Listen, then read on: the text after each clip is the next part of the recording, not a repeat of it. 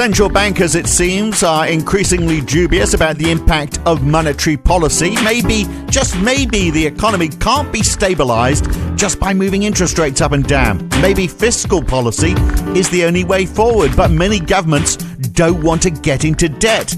But modern monetary theory says they don't need to. And there's one cause that could be used to try modern monetary theory out: solving the climate crisis. That's today on the Debunking Economics podcast with Professor Steve Keen. I'm Phil Dobbie. So Randall Wray, one of the proponents of modern monetary theory, has suggested that MMT should be applied to create a Green New Deal, a reincarnation perhaps, or maybe not, of Roosevelt's New Deal, which of course was after the Great Depression. Randall Wray is proposing that our response to climate change can be funded by government following MMT principles. And maybe this is a good example of how we can try out MMT, because we have the Extinction Rebellion folk helping to heighten the awareness of the state of the planet. And whether you agree or disagree with their approach right now, you'd have to agree that they have got climate change back on the agenda at a time when, in the UK at least, nobody seems to be talking about anything but Brexit. But Steve, a Green New Deal. Before we talk about that, let's go back to Roosevelt's New Deal, because that's where he's taken the name from. And it's not necessarily a good name to take, is it? Because although Roosevelt built dams and invested in infrastructure and tried to help farmers, he did it whilst making cuts in other areas, in cutting government salaries and pensions, for example. In the end, it turned out he did vastly increase government spending, but his plan was still to run a balanced budget, wasn't it? He was still in a way, a fiscal conservative. Yeah, but this is a bit like one of my favourite lines of all time in a music song is by John Lennon. Life is what happens when you're busy making other plans. And right. Roosevelt may have planned to run, do a balanced budget or finance the New Deal using taxes. But that's not what happened. And in fact, I think the whole case is actually a strong empirical argument in favour of MMT, because both effects, actually all three effects, that two effects they talk about, one that I talk about, turn up in the data. And that is that, first of all, the 1920s, what do you think government policy was in the 1920s? Oh, to run a surplus. Indeed, indeed. Yeah. And they were successful. They ran a surplus pretty much of 1% of GDP all the way through the 1920s. And the philosophy behind that is that, we hear the same thing. We've heard the same thing from Cameron and Osborne. We still hear it out of the European Union, that this is responsible saving for a rainy day. Well, It was followed by a hurricane of the Great Depression. And the MMT can give an explanation for why that's the outcome. And that is that the fundamental accounting identity behind MMT is that if you divide the world into your world or your economy, even your own family, into two sectors, then the deficit of one sector is the surplus of the other, because at the aggregate level, expenditure is identical to income. If I spend money buying your new microphone off you, then my account goes down by, let's say I try to bargain it down to 800 quid. My account goes down by 800, yours goes by precisely 800. So one person's expenditure is another's income. Now at the micro level, and this is where mainstream economics goes wrong, and certainly mainstream politicians go wrong, they believe that they can save money as a thing which strengthens the entire system. So the idea about government running a surplus is that it'll make us all stronger.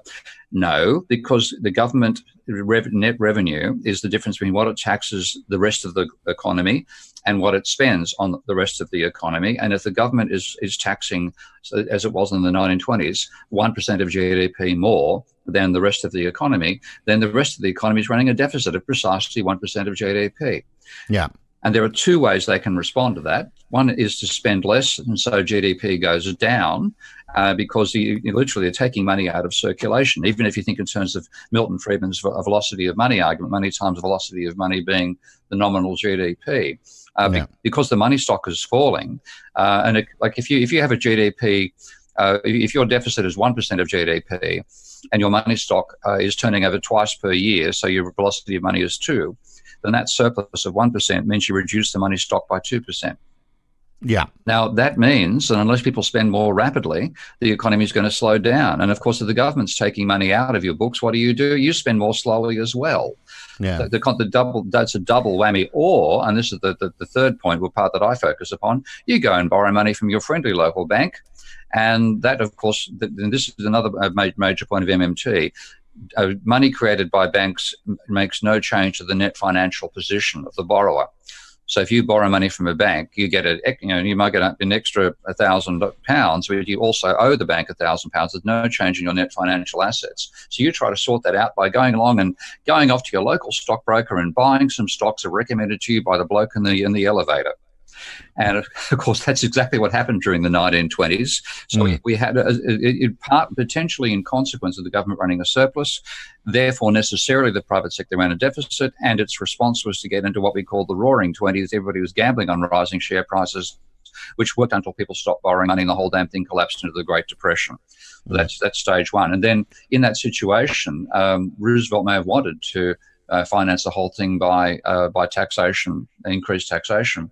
In fact, the government deficit went from a surplus of 1% to a deficit of 5%. Okay. Yeah. So, and historically, that was huge because the deficits that big hadn't happened except during times of war previously. Right, but I mean that should be a good thing then, by that argument, shouldn't it? If the government was running a deficit, then that's more money swilling around in the economy. But it didn't work, did it? I mean, it did work. It did work because that reversed what was going on with the private sector. Because if you look at the private sector and say what was happening in their situation, credit, which is the annual, I define credit as the rate of change of debt over time, and so credit on an annual basis went from, in the 1921, credit was about 1% of GDP. In response to, I'd argue potentially partially in response to the government running a surplus for that sustained period, and it's the longest period of a surplus the American government's ever run. Credit rose because people were borrowing money to make up for the fact that the amount of money in the account was falling, and then to boost themselves, they were buying shares. You had the credit went from 1% up to 7.5% and almost hit 10% in 1928. And this is when Calvin Coolidge came out and said, 1930 is going to be a fabulous decade. Well, in that point, that's when the bubble burst and credit went from almost 10% of GDP in 1928 down to a depth of 9%, minus 9% of GDP in 1933. And that was the absolute depths of the Great Depression.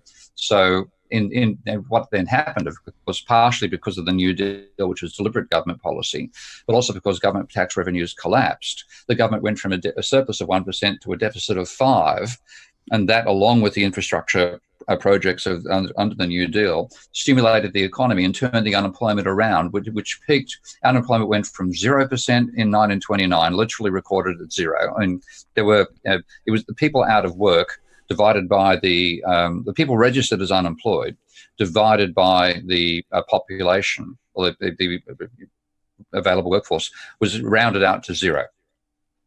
It went to 26%.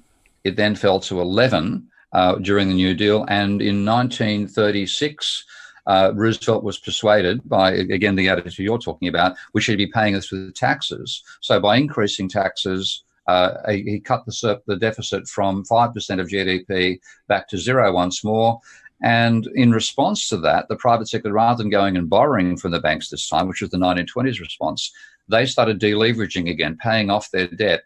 And the credit went negative. You had government spending going from 5% of GDP, net spending 5% to 0. You had credit going from 1% to about minus 1.5% of GDP. Right. Recipe for disaster. Unemployment rose from 11% to 20%. Yeah, and that was that's called the Roosevelt recession. So all these lessons that MMT makes, you can find in the 1920s data. And this is why I think the argument that it's a Green New Deal is a good analogy. We just need to explain people what actually happened during the New Deal. And it was fundamentally the MMT idea: the government spends much more than it takes back in taxation. Right. Well, there's our history lesson on Roosevelt's New Deal. And look, in the full version of this podcast, we explore in detail the approach for a Green New Deal. In particular, if the government is creating money and they want to use the private sector somehow to supply services to help solve this problem, problem, how do they stop those services charging ridiculous prices? Because they know, hey, the government can print money. How does that not distort the economy? That and a few other intricacies with this approach. We'll look at all of those in the full version. To hear that, you need to subscribe at debunkingeconomics.com or go to patreon.com/Prof Steve Keen and become a supporter of Steve Keen there. One way or the other, we hope we'll see you back here again very soon. I'm Phil Dobbie. See you next time.